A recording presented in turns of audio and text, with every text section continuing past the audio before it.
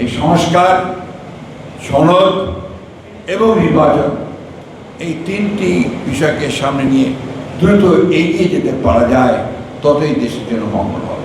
সরকারের প্রতিটি পর্যায়ে যারা দায়িত্বে রয়েছেন, একটি সকল দলের কাছে গ্রহণযোগ্য একটা ব্যবস্থা, যেটা কি বলে বন্দোবস্ত, সেই বন্দোবস্তের একটা রূপরেখা আমাদের সামনে তুলে ধরবে। প্রতিবার একটা করে উত্থান হবে, জনগণ প্রাণ দেবে, আমাদের ছেলেরা প্রাণ দেবে এবং একটা সুযোগ তৈরি হবে।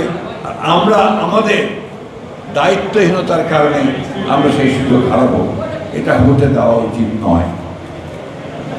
আমি এই সরকারের প্রতি আহ্বান জানাতে চাই যে আপনারা দয়া করে, বহুবার বলেছি, আবারও বলছি, যে কাজ বিলম্ব না করে যত দেরি করছেন ততই কিন্তু পরিস্থিতি আরো অবনতি হচ্ছে। এবং সেই অভ্যুত্থানের বিরুদ্ধে যারা ছিল, বাংলাদেশের বিরুদ্ধে যারা রয়েছে, গণতন্ত্রের বিরুদ্ধে যারা রয়েছে, তারা আবার সংগঠিত হয়ে সেই গণতন্ত্রকে নস্যাৎ করবার জন্য কাজ শুরু করেছে।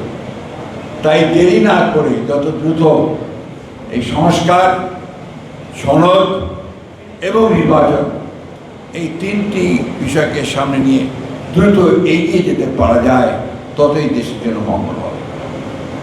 দায়িত্বটা নিঃসন্দেহে এই তত্ত্বাবধায়ক সরকারের, ইন্টারিম গভর্নমেন্টের।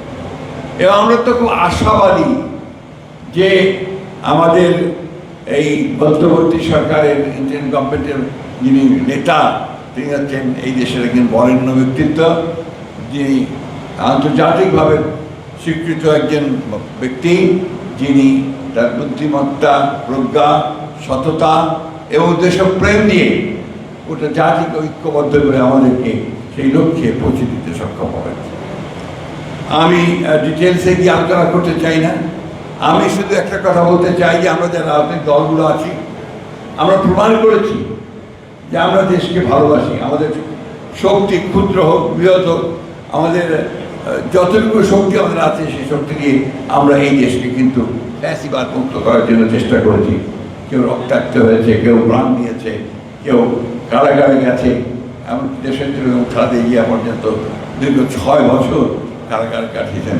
আমাদের তারেক রহমান সাহেব এখন পর্যন্ত নির্বাচিত অবস্থায় আছেন। আজকে এই দায়িত্বশীলতা যা এই আমরা দলগুলো, বিরোধী দলগুলো যা আমরা দেখিয়েছি, আমরা আশা করব যে সরকারের প্রতিটি পর্যায়ে যারা দায়িত্বে রয়েছেন, একটি সকল দলের কাছে গ্রহণযোগ্য একটা ব্যবস্থা, যেটা কি বলে বন্দোবস্ত, সেই বন্দোবস্তের একটা রূপরেখা আমাদের সামনে তুলে ধরবে। এবং সেই রূপরেখা নিয়ে আমরা একমত হয়ে জনগণের কাছে যাব, নির্বাচন হবে। সেই নির্বাচনের মধ্যে আমাদের যে কমিটমেন্ট বিএনপির পক্ষ থেকে, সেখানে আমরা আবার সবাই মিলে একসাথে দেশকে নির্মাণ করার জন্য যে বিষয়গুলো আমরা কমিট করেছি, আমাদের 31 দফা, সেই 31 দফাকে বাস্তবায়িত করার জন্য আমরা কাজ করব।